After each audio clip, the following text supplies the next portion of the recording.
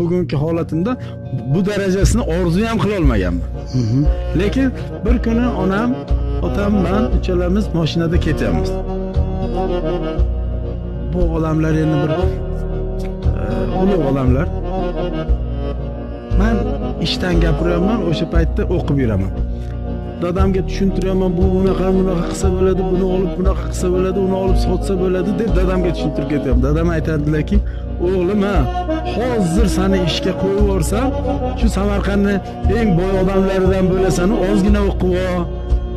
Yoki onam ham shaharga chiqib ketsa bu o'g'lingizni bilan bo'lmaydi, yomon ko'p ish qilib boradi. Bilmasam qalblariga Xudo solganmi, men to'g'rimda boshqalarga eshitmagan. Aynan men to'g'rimga dadamdan ham yoki hamma o'z to'g'risida esida qoladimi bilmadim. Otamdan ham, onamdan ham juda katta umid borligini his qilganman. Bugun ko'pchilikka, mana yurtdoshlarimizga ham aytmoqchi bo'lgan gapim, farzandlaringizni sen odam bo'lmaysan, sen qanaqa odam bo'lasan, seni qo'lingdan kelmaydi degan gapni ishlatmang.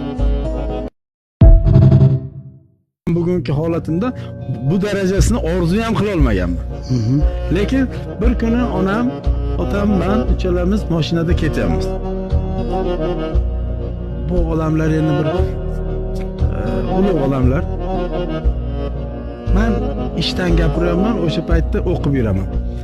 Dadamga tushuntiryapman, bu bunaqa qilsa bo'ladi, buni olib bunaqa qilsa bo'ladi, uni olib sotsa bo'ladi deb dadamga tushuntirib ketyapman. Dadam aytadilar-ki, o'g'lim, hozir seni ishga qo'yib yuborsam, shu Samarqandning eng boy odamlaridan bo'lasan, ozgina o'qib ol. Yoki onam ham shaharga chiqib ketsa bu o'g'lingizni bilan bo'lmaydi, yomon ko'p ish qilib boradi. Bilmasam qalblariga Xudo solganmi, men to'g'rimda boshqalarga eshitmagan. Aynan men to'g'rimga dadamdan ham yoki hamma o'z to'g'risida esida qoladimi bilmadim. Otamdan ham, onamdan ham juda katta umid borligini his qilganman. Bugun ko'pchilikka, mana yurtdoshlarimizga ham aytmoqchi bo'lgan gapim, farzandlaringizni sen odam bo'lmaysan, sen qanaqa odam bo'lasan, seni qo'lingdan kelmaydi degan gapni ishlatmang.